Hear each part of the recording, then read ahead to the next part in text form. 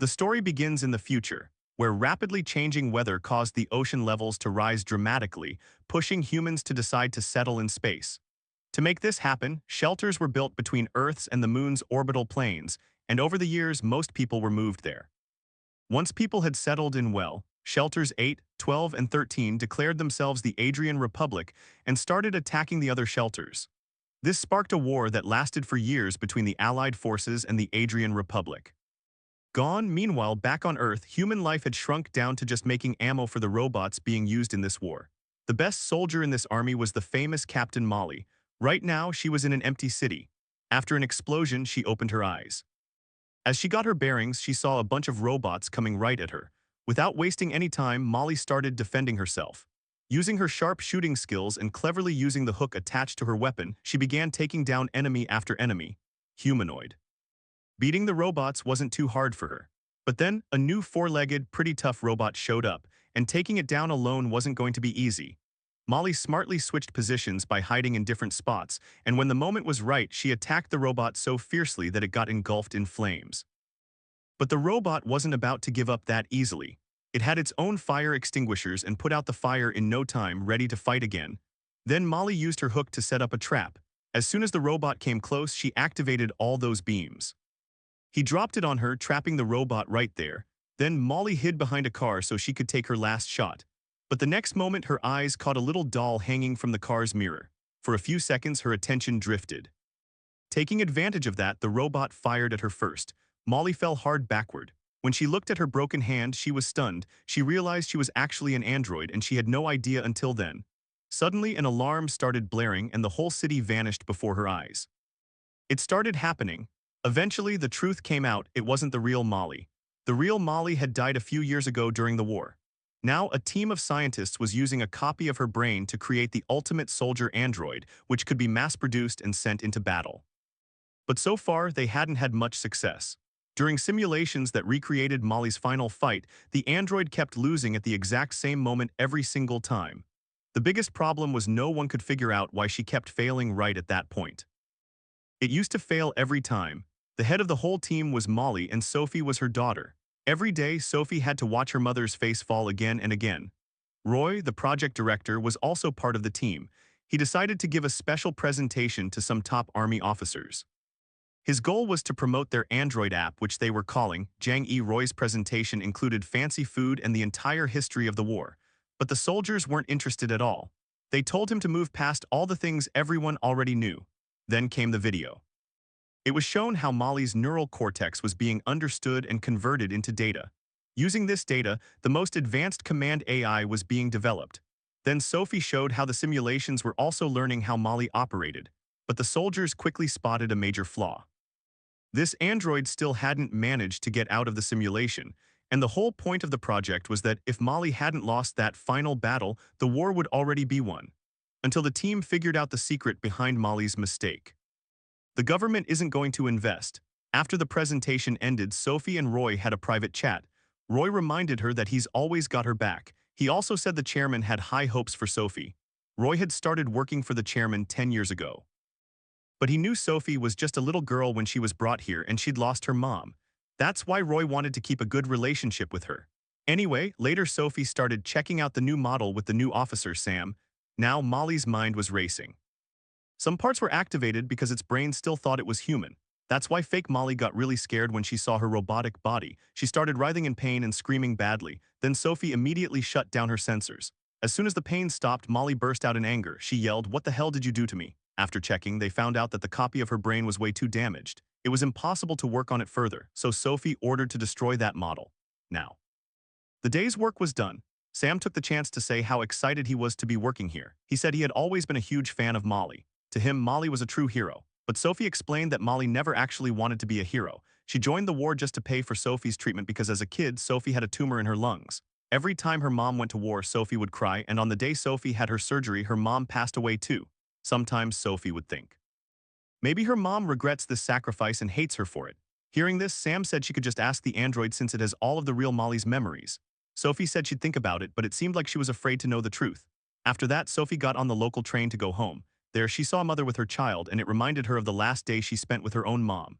Back then, Sophie was getting ready for her surgery, and Molly wished her good luck before heading off to war. She had come to say goodbye. Molly had promised she would definitely come back. Then she gave Sophie a big hug and gently stroked her cheek. Later, when the train reached its destination, Sophie went to take her annual ethics test, which everyone had to pass to prove they weren't an android. The test asked questions about emotions and human morality. After the test, she met her doctor, who sadly told her that the tumor in her lungs had returned and she only had 3 months left, meaning her childhood surgery and her mom's. The whole sacrifice ended up being useless. The doctor said the best option would be to immediately make a copy of his brain and transfer it into a prosthetic body. Nowadays, the law protects people who do this. But this protection is only for Type A transfers, which are really expensive. There's also Type B, which is cheaper. But with that, people lose a lot of rights, like the right to marry, the freedom to travel freely, and the right to adopt a child. Plus, they have to give access to all their brain data. Then there was Type C, where a person wasn't even considered fully human. With this option, you had to give up all rights to your brain data, which meant some companies would own that data. This basically allowed the company to create thousands of clones from it. And anyone who chose this option wasn't really considered a separate individual anymore, but at least they got a prosthetic body for free. Type C was the option Molly had picked to pay for her daughter's surgery. Now, Sophie told the doctor she'd think about it and then left. She looked at the doctor. She left to recharge because she herself was an android. Then, as Sophie was stepping out of the building, she remembered the day when the company's top executives had come to her house and asked her grandmother to sign an agreement. According to that agreement, the company could use Molly's brain in androids, and in return they would cover all the expenses for raising Sophie. They even gave Sophie a toy version of Molly and promised that her mother would always be remembered as a hero. But till today, Sophie still didn't understand why her mother made that decision. Whether it was right or not. Anyway, at the end of the day, Sophie went to see her mom's real body, who was still in a coma and kept in a special chamber to protect her brain. The next day, Sophie's team made a new copy of the brain and got ready to test it in a new simulation. But this time, Roy wanted to try something different to get new results. Before starting the simulation, he ordered a bullet to be shot in the android's leg. When Molly woke up in the simulation, the injury in her leg caused her terrible pain, and seeing her in pain, Sophie also got worried. Anyway, despite the pain, Molly tried to keep fighting, but the enemy easily overpowered her, and little by little, her will to fight started fading. Just when the enemy was about to finish her off, a new part of her brain suddenly kicked in. Molly got back up and kept fighting. This time she defeated the robot with just her punches, but after a little while another enemy shot her. Sadly, they lost this new brain too, but Roy was really excited about this new discovery. And he was ready to show it to the top executives of the company. The next day, the whole team left the lab and reached the company headquarters, but the chairman wasn't there. Instead, they met with the head of the product development team. She laughed at Roy's ideas and didn't take him seriously at all. Roy was just stuck wondering why they even needed a product development team since the company never had one before. The company had always just made weapons, so he was worried they might cut back on weapons development. But nobody paid any attention to what he said, and the whole team was sent back without any answers. On the way back to the lab, Roy kept cursing the head of that new department. A few days later, the team was inspecting parts to be used for the new android test when they got word that the chairman himself was coming to meet them. While heading to the meeting, Roy asked Sophie if she regularly took her ethics test. She said it was really important, especially since she was seeing her own mother as an experiment. It was important to find out whether his mental state was okay or not. Then, as soon as the two of them stepped into the office, Roy suddenly froze. That's when it was revealed that he himself was an android created by the chairman using a copy of his own brain. The most surprising part was that Roy had no clue about this truth. The chairman had come to them with some big news. He told them that the Allied forces and the Adrian Republic were about to sign a peace agreement, which meant the war was over. Now, the demand for weapons would drop, but the chairman didn't think the research done on Molly was wasted. He said, "This project taught them a lot about building advanced AI. Now, using the same technology, androids could be made to do housework and serve as service workers." The chairman also admitted that his real intention was to transfer his mind into Roy's body to become immortal. But in the end, he only made a copy of his mind because he didn't have the courage to live inside a machine. According to him, living inside a machine always felt fake. Anyway, Sophie didn't care about any of that. She felt like life was fake or real. She just wanted to keep her mom's project going. But the chairman flat out rejected her request. A few hours later, the team got back to work because they had to properly finish the project before shutting it down. In every simulation, Molly kept dying at the same spot. Roy was super frustrated because they just couldn't reactivate that new area of the brain. Finally, he decided it was time to take some much tougher measures. Now Roy had the team work on the android. He ordered to activate it and cut off his hand. Because of this, Sophie had to see her mother suffer again. Molly's brain pain area started hurting badly, but even then the other part didn't activate. Frustrated, Roy tried shooting the android's legs to make its injury like the one from the last test. Finally, Sophie lost her patience and shut down the system to end Molly's pain. Seeing this, Roy went furious and pulled out a gun to threaten Sophie. But Sophie wasn't scared. She wasn't one to back down, she stood her ground firmly. Before Roy could do anything, a lady came over and said the chairman wanted to meet him. Roy left without saying a word. After he left, Sophie thanked the whole team for their hard work.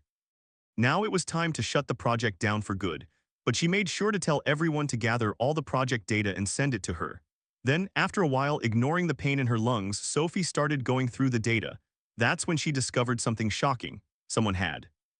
Mom had exported another copy of her brain and had no idea about it. To find out the truth, Sophie went to investigate. As she passed by Sam's room, she heard strange noises coming from inside. She immediately went in. The sight inside left her speechless. Sam was with a new android designed to fulfill people's physical needs, but the android's face still looked exactly like Molly's. Without wasting a moment, Sophie covered the android with a blanket. Then, furious, she shoved Sam against the shelf and he got treated pretty badly. But Sam explained that he was just following the orders he was given. He told her that along with AI workers for house chores, they were also making companion androids that could understand people's emotions and support them. Since Molly was really popular, people were willing to pay a lot to get an android like her. After all, Molly's personality fell under Type C category, which meant anyone could use her data. Hearing all this, Sophie felt heartbroken. With tears in her eyes, she walked out of the room. Now she realized she should have figured this out earlier, when the company gifted her the toy of her deceased mother. A little while later, Sophie made her way back to the lab, before the project was taken away from her forever. She just wanted to spend a bit more time with her mom's android. But poor, depressed Roy was already lying there because he felt the chairman had lost faith in him. That's why their project got shut down. Sophie ignored his words and went inside the android chamber. She turned off the pen sensors. Sophie woke Molly up. When Molly focused on her, Sophie told her that they had saved her from the enemies, but she was badly injured. So now Sophie was going to help her peacefully pass away. But just as Sophie was about to shut her down, that part of Molly's brain suddenly reactivated, the part they had been searching for all this time. Molly asked if her daughter had survived the surgery. Hearing this, tears welled up in Sophie's eyes. She realized that both times that part of the brain had activated, it was because Molly was worried about her daughter's condition. She felt like she would die without knowing. Sophie told her the operation was successful and her daughter was fine, so now she could rest easy. Hearing this, Molly felt relieved. She admitted she had always regretted one thing. During the war, she had lost a little doll her daughter had given her before the surgery as a good luck charm. That's why she always lost at the same point in every simulation. Actually, every time she saw the doll hanging inside the car, it reminded her of her daughter and her regrets, which distracted her. Sophie couldn't listen to all this anymore, so she shut it down. Filled with pain and regret, she started screaming loudly. But then she thought of one last thing she could do. The next day, before the project was shut down, Sophie asked for permission to run one final simulation. She told the rest of the team that she wanted to prepare everything on her own. Once everyone left, Sophie deleted that unknown part of Molly's brain. Then she leaned close to Molly and quietly told her what terrible things would happen if this last simulation failed too. The final simulation. Molly fought like she always did and ended up dying at the same spot again. That's when Sam noticed some weird readings. The data showed that this time the brain's response was weaker than before, but Roy didn't care much. He figured the project was over anyway. Then the others took the android away and Roy started heading back to his room. But suddenly on the way, he realized he'd seen something strange in the data too. He immediately ran back to the lab and asked them to play the video recording in slow motion again. That's when he found out.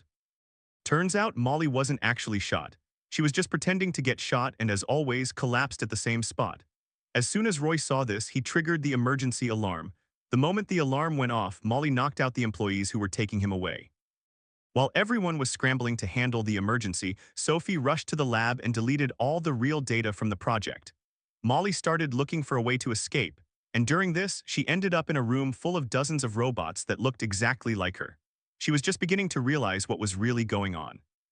Roy's security robots showed up and an intense fight broke out, but Molly was a fierce fighter and easily took down the robots. When one robot pinned her down with a maintenance machine, she outsmarted it by using its own weapon against it. Just then, another robot kicked her hard from behind and knocked her down, trying to finish her off. Right at that moment, Sophie arrived and deactivated the robot just in time. She then told Molly that now the two of them would fight together. Molly trusted it because it was the same voice she heard in her dreams. Shortly after, another team of security robots arrived. They let another android, Sophie, leave and started firing at Molly. But when they checked her body, they were shocked to find it was empty. Then, after reviewing the security cameras, it was revealed that Sophie had taken a copy of her mother's brain from the real body and transferred it into a security android so she could get out of there without raising any suspicion. He managed to get away and fool the security by leaving behind a body with his mom's face. Then Sophie got on the train with Molly, but once inside, she realized the train wasn't as empty as she thought. Actually, Roy was already there waiting for them. As soon as the train started moving, Roy accused Sophie, saying the chairman had done so much for her, yet she turned out to be ungrateful. He even told Molly to stay away from her daughter. Hearing this, Molly was shocked because that's when she found out Sophie was actually her little girl. She's his daughter, but Sophie cut in, explaining that she had erased all the memories of her mother from herself. She wanted Molly to start fresh, a new life without any more sacrifices or pain. Just then, to get revenge for ruining his project, Roy shot Sophie in the shoulder. Seeing this, Molly attacked him and shot him with his own gun, but Roy still got back up. At that moment, he caught a glimpse of his reflection in the mirror. The damage from the bullet had revealed his true identity. Now he. Turns out he was an android too. That's when Sophie called him the chairman's little toy, and as soon as Roy heard that, he lost it. Now he could use the full power of his android body. He attacked Molly, and a fierce fight broke out between them.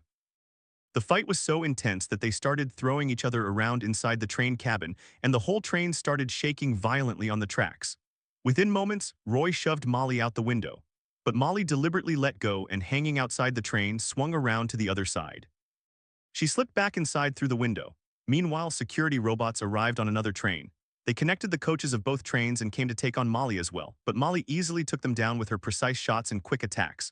Roy took advantage of the moment and caught Molly with a hook. When Sophie saw her mom in trouble, she tried to stop the robot. But the robot shoved her away. Seeing his daughter in danger made Molly even more dangerous. She took out all the remaining robots.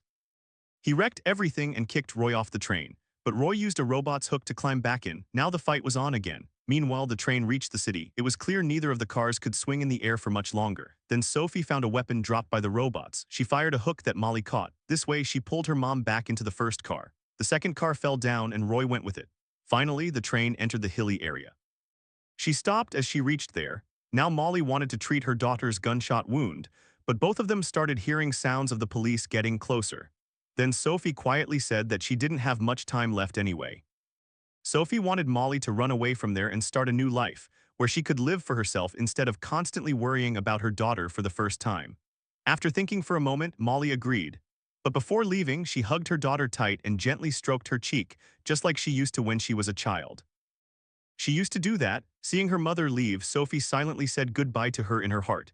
After that, Sophie took her last breath alone, but with the peace that all the unanswered questions in her heart had finally been answered. On the other hand, Molly kept running through the mountains.